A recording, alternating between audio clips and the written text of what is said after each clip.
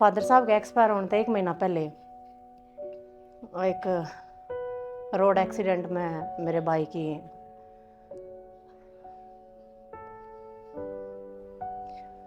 वो भी हमारे बीच में ना रहा। 12 साल का था, छोड़ कर चला गया। फिर शायद उससे का गम बाबू ने भी ले बैठा।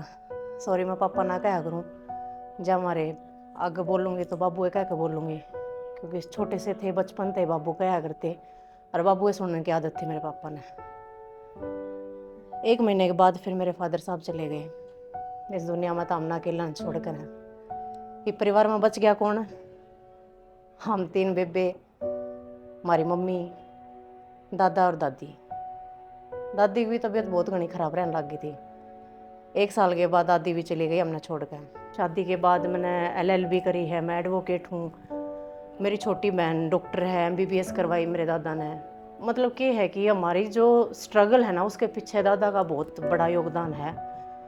वो मतलब एक नू लगा लो हमारे खातर भगवान का ही दूसरा रूप है, क्योंकि वे नहीं होते तो शायद आज हम नहीं होते, और मैं शायद आप लोगों के सामने नहीं खड़ी होती। राम राम जी, मैं आपकी अपनी रीना बुलारा ताज जोश हरियाणा पाई हूँ अपनी कहानी बताने खातर।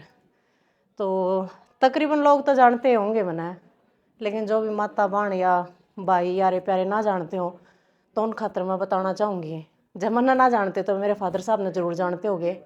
स्वर्गीय श्री नरेंद्र बुलारा की मैं सपुत्री हूँ, सबसे बड़ी लड़की। स्टार्टिंग करते हैं बचपन तक। हम 3 बहन और 1 भाई थे, सबसे बड़ी मैं ही हूँ। उसके बाद मेरे तो छोटी बहन हुई, फिर भाई होया, फिर सारे हम छोटी बेबे हुई।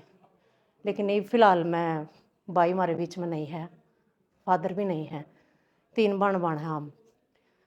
तो रही बात मेरी पढ़ाई लिखाई की, मैंने BA करी। BA करने के दौरान मैं 2nd ईयर में थी। 2009 में मेरे फादर साहब एक्सपायर हो गए। फादर साहब के एक्सपायर होने थे 1 महीना पहले एक रोड एक्सीडेंट में मेरे भाई की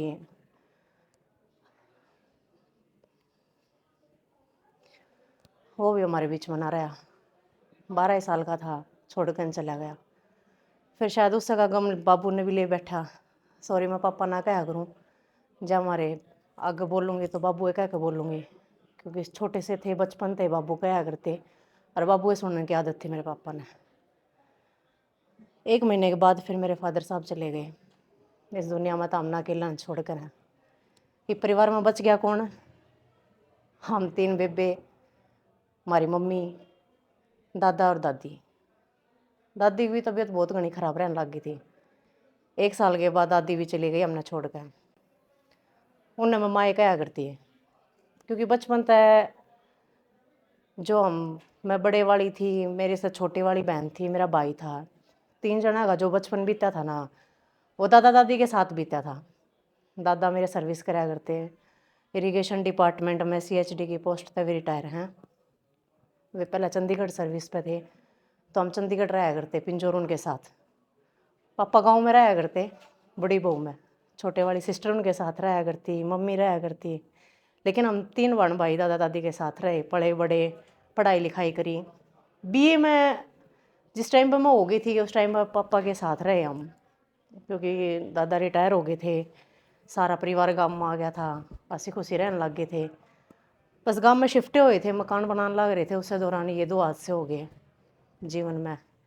और वो 1 महीने के दौरान 2 मतलब एक स्ट्रॉन्ग पिलर जो थे हमारे घर के, वे खिंड गए।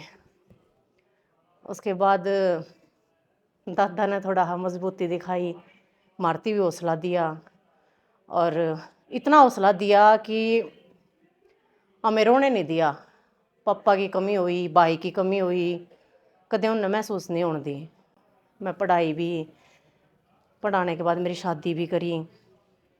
शादी के बाद मैंने LLB करी है, मैं एडवोकेट हूँ। मेरी छोटी बहन डॉक्टर है, MBBS करवाई मेरे दादा ने। मतलब कि है कि हमारी जो स्ट्रगल है ना, उसके पीछे दादा का बहुत बड़ा योगदान है। वो मतलब एक नू लगा लो हमारे खातर भगवान का ही दूसरा रूप है, क्योंकि वे नहीं होते तो शायद आज हम नहीं होते, और मैं शायद आप लोगों के सामने नहीं खड़ी होती। तो उसके बाद जो किसी ने मानो तो मेरे दादा हैं, और रही बात इस लाइन मान की, तो देखो कोई इच्छा नहीं थी, ऐसा नहीं था कि मैंने स्टार्टिंग में पापा के साथ रह कर ना इस काम की इच्छा जाहिर करी हो या मेरा इंटरेस्ट रहा हो। कदे कोई इंटरेस्ट कौन था ना, पापा ने कदे नू सोची कि मेरे बाल किस लाइन में आवे या फिर मैं ऐसा कुछ काम सिखाऊं। वो भी नो चाहवन थे जो क्रोरा के बाल कोई डॉक्टर बना है, कोई वकील बना है, कोई भाई अलग अलग डिग्री लेकर ना बड़े बड़े अफसर बने हैं। मेरी छोरी भी नो पढ़ेंगी लिखेंगी, लेकिन फिर मैंने दोनों काम करे। मैं डिग्री भी ली, मैं एडवोकेट भी बनी, और पापा की यादा ने कायम रखने खातर मैं इस लाइन में भी आई। तो ये मैंने बहुत खुशी होया रहा है जब मैंने लोग कह रहे हैं कि यह है नरेंद्र बलारा की छोरी। तो सिर्फ एक इस बात खातर इस लाइन में आई थी।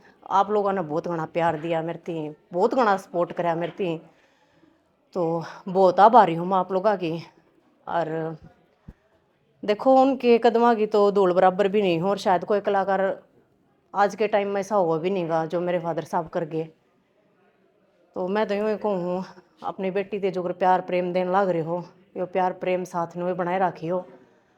और हाँ तो सोचते हो कि कुछ चीज़ें रह जाऊँ हैं, आगे पीछे बोल जाऊँ मैं, तो वही मेरी शादी भी हो रही है, मेरे 2 बालक भी हैं, 2 छोरे हैं मेरे। और मेरे तो जो छोटे वाली थी उसकी भी अभी हमने शादी करी है, 1 साल हुआ है शादी करे ने। और जो सबसे छोटी है उसने पीएचडी करी है, करन लग रही है पीएचडी। मतलब मेरी दोनों बहन ना बहुत मेहनती हैं, उन्होंने भी बहुत मेहनत करी है, बहुत स्ट्रगल करा है। मम्मी ने बहुत घना सपोर्ट कराया है, दादा ने भी बहुत सपोर्ट कराया है। बस एक ये 2 जने थे जो ये तीनों बनाने नु धक्का के आगे ती लेके, और आज हम अपने पाँव पे खड़े हैं। तो कभी भी हौसले ख़त्म नहीं करने चाहिए, हौसले बढ़ाने चाहिए, आगे बढ़ना चाहिए। किसी के जानते ज़िंदगी रुकती को नहीं, आगे बढ़ना चाहिए हमने, और एक अच्छी दिशा में बढ़ना चाहिए। बस मैं तो यही बात कहूँगी।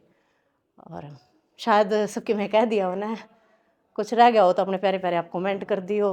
दोबारा तो फिर ज़रूर मैं आकर अपनी बात बताऊँगी, अगर कोई हिस्सा रह गया होगा तो इसी के साथ